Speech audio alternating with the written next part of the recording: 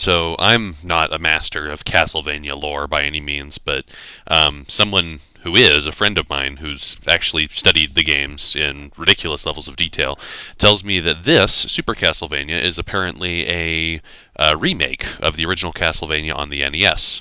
Meaning that this Simon Belmont that I'm playing here is the exact same Simon Belmont in the NES game, fighting the exact same instance of Dracula. So be it.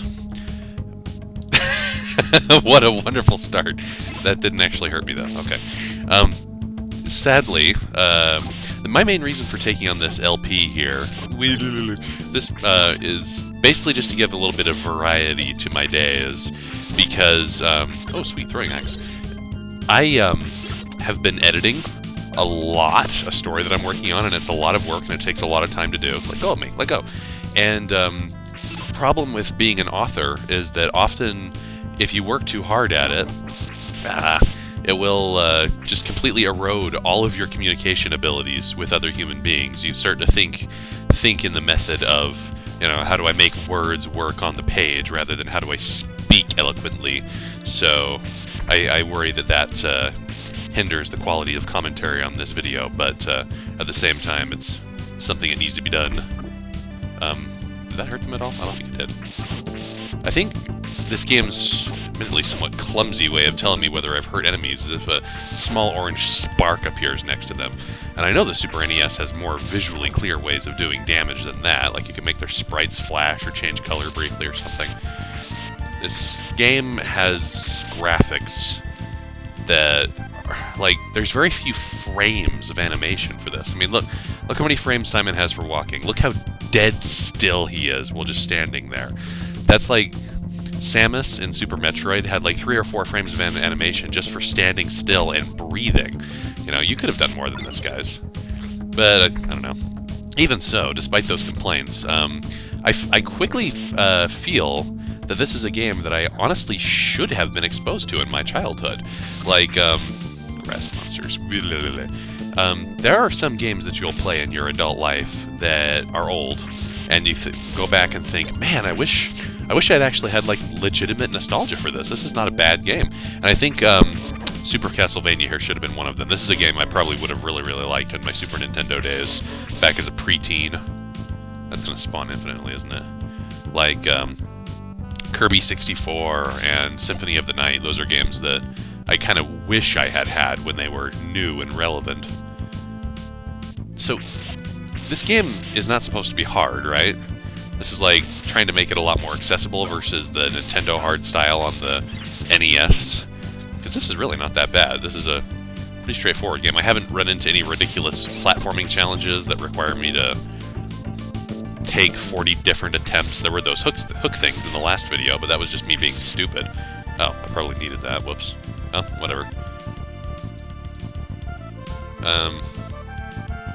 Wait, the frog?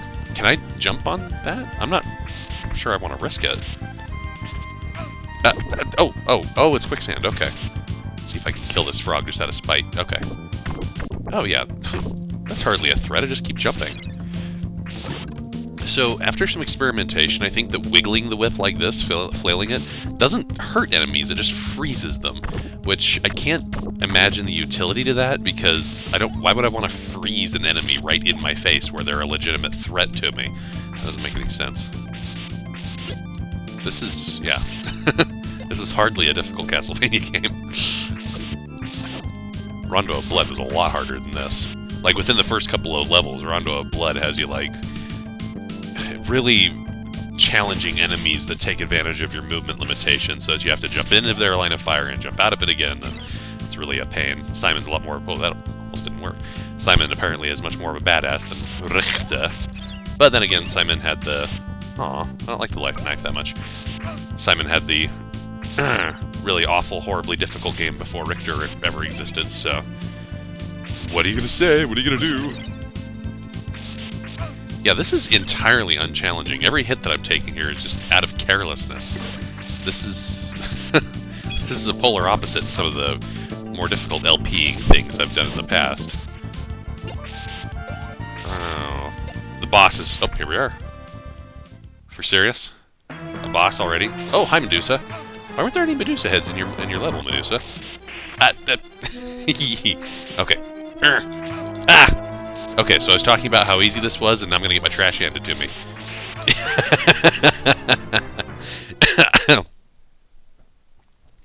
I think that's entirely doable just by... I don't know. Because there were some situations in which I have to duck under her little petrification bubble that I couldn't duck. But then again, I can whip and duck at the snakes at the same time, can't I? Alright, well, I'll make you watch me do this level just once more. If I have to do it more times than that, I'll do it off camera, so you don't have to sit there and watch. But oh, and also somebody told me that there are 2 whip upgrades in this game. Every time you pick up your first whip upgrade, it does damage, and then every time you do your second one, it increases your range. So that's awfully basic. I mean, good God, too, this whip is just an annihilator. This is... I'm not used to a basic weapon in a Castlevania game being this effective. I mean, good Christ, look at this. Just destroy everything. I have, like, great utility range by being able to whip in every direction I could possibly... Oh, and I can let it dangle, too, if I just hold down the button. It's his arm that's like... See, can I do this? Wall chicken! Woohoo! Yeah, this doesn't feel anything like a classic Vania. This is... Simon is way OP. Ouch. I say that right before I get hit by a flying bird. A bird destroyed the mighty Belmont. You know what? No. I'm not going to take that knife. I think it's useless.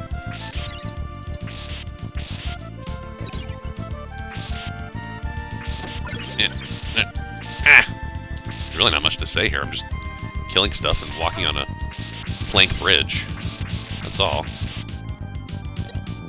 wonder if this is to, like, encourage rain, like a rain dance.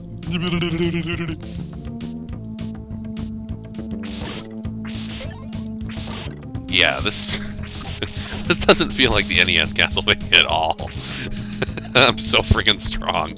Okay, I doubt this works on bosses, the clock weapon, but let's see. Nope, yep, doesn't touch.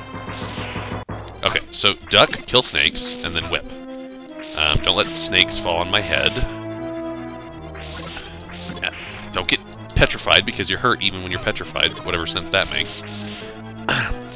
Kirby turns into a rock, he doesn't get hurt. Ah, shoot! No, not again! Ah! Shit. Okay, I'm gonna get back there off camera. We'll do another attempt in a second. Oh, Simon, you're this great vampire hunter, and yet you're vulnerable to small fauna.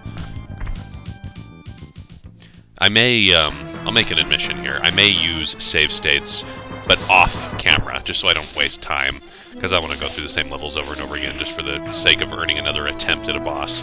But you will never see me use a save state on camera, because that's very rude and disrespectful to people who are watching the LP. I will not do that. Okay, now, more on folk. See, it wasn't that bad. Just whip spam, like normal.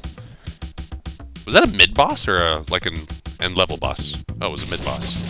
Lovely! Okay, moving on.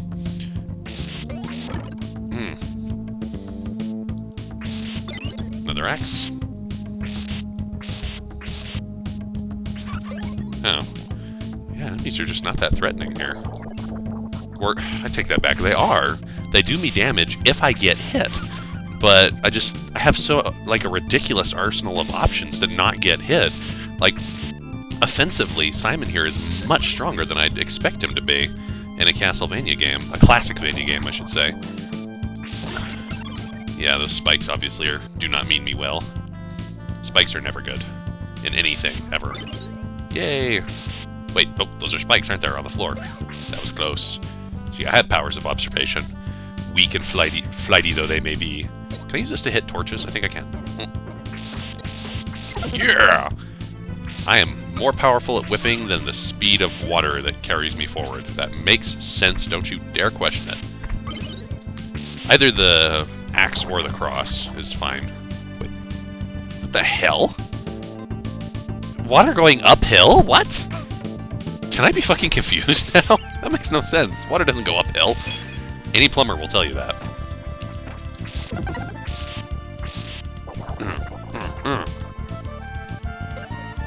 Yeah, this is all really straightforward. I'm gonna run out of stuff to say. That's like the worst fear that any LPer has. It's just really not that much commentary to give about what I'm seeing here. This is not an unfun game by any means, but maybe it is a little bit too easy. Also, does that cure me? Yeah, water goes uphill. What the hell? Mind blown there, dude. Anyway, do I get to a boss now? What? The boss happened in the middle of the level? Okay. I'd be lying if I said I understood that. Well, whatevs. Is that really going to be one video right there? I guess it may as well be. I mean, I know it's only like 10.5 minutes, but that'll be just for the sake of breaking things up. I'll probably record more today, so you won't be starved for content. Lol. See you in a bit.